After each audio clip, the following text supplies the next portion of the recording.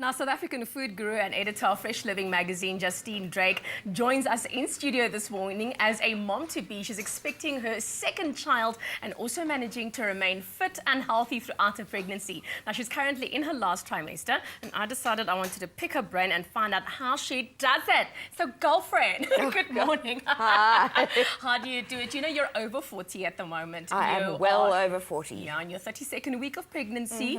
And I want to find out, have you had any challenges that have been a bit more intense this time around? Look, I don't think there's any doubt that being over 40, you are physically not as kind of able, it's not as easy. There is no doubt. If anyone tells you it is, they're lying.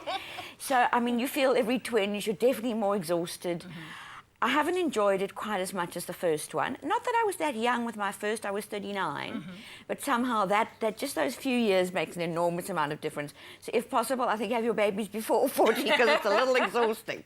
Have you had any pregnancy fears? Well, I don't think it matters how many children you have or how old you are.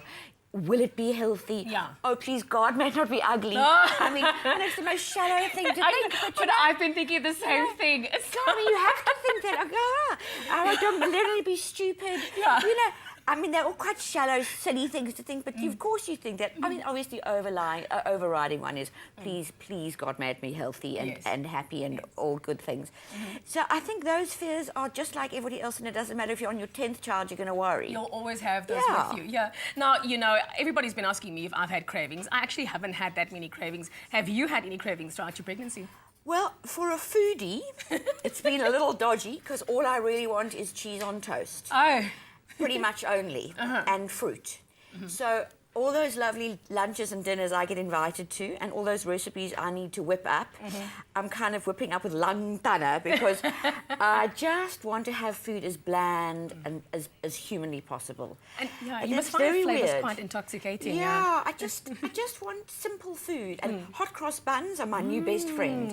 Pretty much breakfast, lunch, and supper is a hot cross bun. Yummy. Yeah. Now, you know, I've actually asked, you know, some of our viewers out there to let me know if they have any questions for you. And Tasha McKay says, I'm 8 months pregnant now, and lately I just eat chocolate and any other sweet things. I'm concerned that this might give me problems. Please help. I don't know what to eat for the sweet tooth to go away. There must be some healthier alternatives if you are craving quite a bit of sweet things. Look, I mean, the thing is, you know, you've got to listen to your cravings to a degree, but you can't sort of plough through every chocolate you've ever seen. You've just got to force yourself. It's not, you know, your body is saying it wants sweetness, but I mean, it could be getting it from fructose, and you could be eating bananas and honey with apples, and you know, I mean, you've got to try and sort of supply or give that craving its reward, like a chocolate, but I mean, only eating chocolate, will there be problems? Well, she'll be fat. I mean, quite simply. Yes. And pretty unhealthy.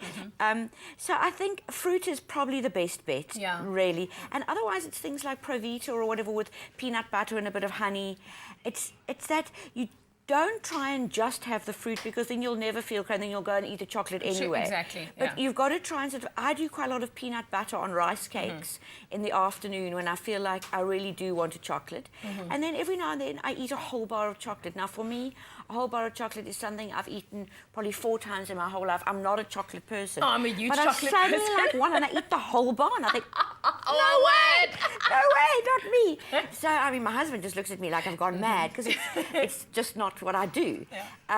So I think you've got to listen to a degree, but you can't give yourself carte blanche. It's a bit like thinking you're going to eat for 2. True. Bad idea. Very bad idea. Yeah. I definitely think so. Yeah. Now, speaking about all of these sweet things and things like that, you know, you have managed to remain fit throughout your pregnancy up until your last trimester. I know you've just recently had to take a little bit of a break, but I heard from our resident chef Zola, she's like, you have been going out and exercising and going bananas. You know, how have you managed to keep on doing that? You know, I think if you are an exerciser and you fall pregnant, there's no reason to stop. Don't take up running just because you've fallen pregnant. You're worried about getting fat.